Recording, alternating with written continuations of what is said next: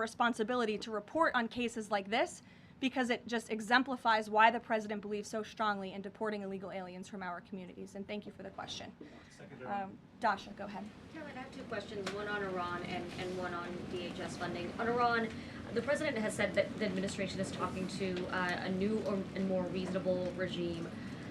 How confident are you that they are legitimate and have enough grip on power? Marco Rubio said earlier that he's not sure and it's not clear whether they will be in power. So are you also talking to other factions?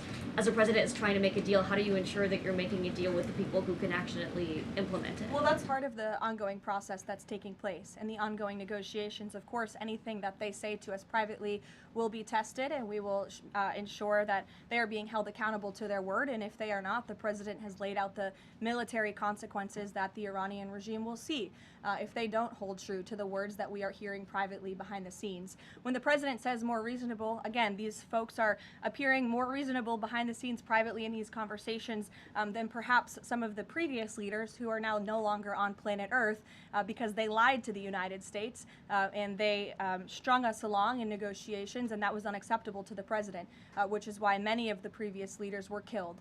So again, this is another historic opportunity for Iran to do the right thing, to rid themselves of their nuclear ambitions and to come to a deal with this president and the administration.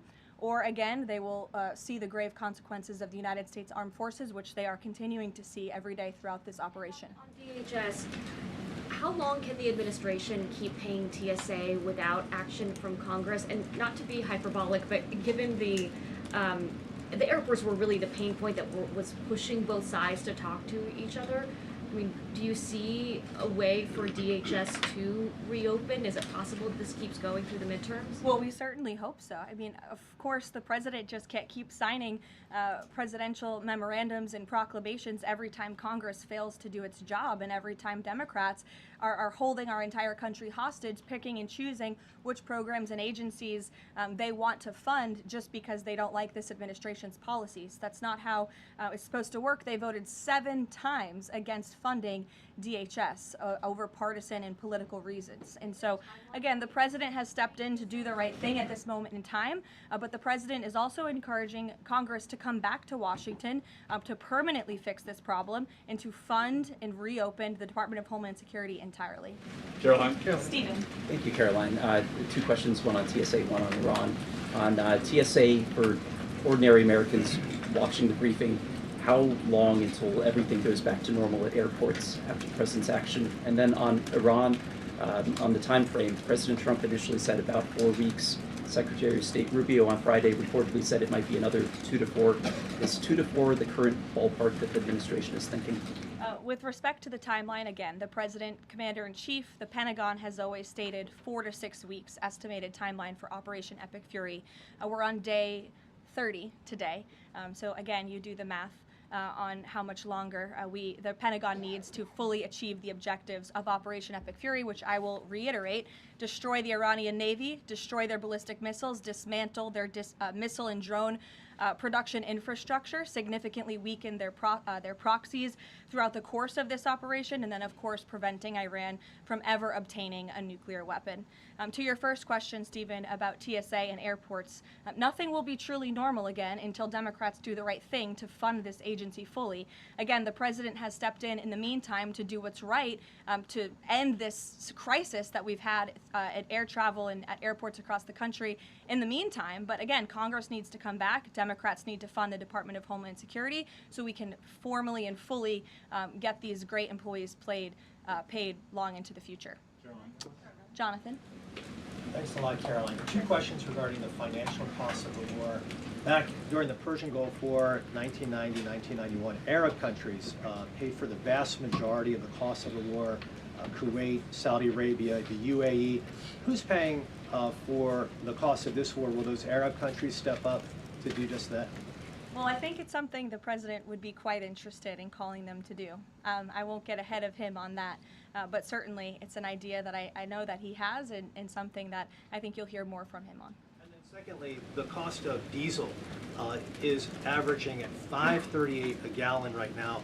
What's the message from the Trump administration to truck drivers who are dealing with those high fuel costs right now? Again, we understand, we hear you, we see you. We are fully tracking this short-term fluctuation in oil and in diesel prices.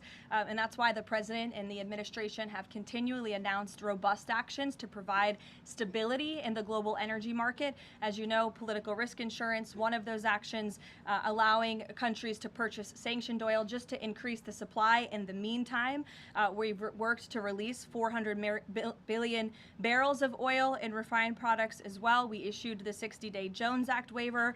All of this has, with the goal of increasing supply to create stabilization in the market in the meantime. But the overall message, as we've repeatedly stated, is again, these are short-term actions and short-term price fluctuations for the long-term benefit of ending the threat that Iran poses to the United States of America, our troops, and our allies in the region, and ensuring that this regime can no longer control the world's free flow of energy through the Strait of Hormuz, which is something the administration continues to tackle day by day as well.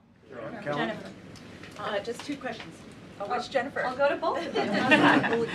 Go ahead. So two questions. One on China and one on Iran. On China, ahead of the president's trip to Beijing, will there be a working level meeting with Secretary Bessent, Jameson Greer, et cetera, and when will that be? I do expect cabinet officials to travel to China ahead of time. I don't have a readout on their schedules for you, but this is something we typically do with international travel, as you know. So I'll talk to the Treasury Department and the cabinet myself, and we'll get you that answer. But we do expect them to move ahead of time. Okay, and thank you. And on Iran, if Iran is kind of cherry picking what tankers get to go through the Strait now and contemplating big tolls on those tankers, is that consistent, or how is that consistent really with the president's message about really wanting the Strait to be fully open?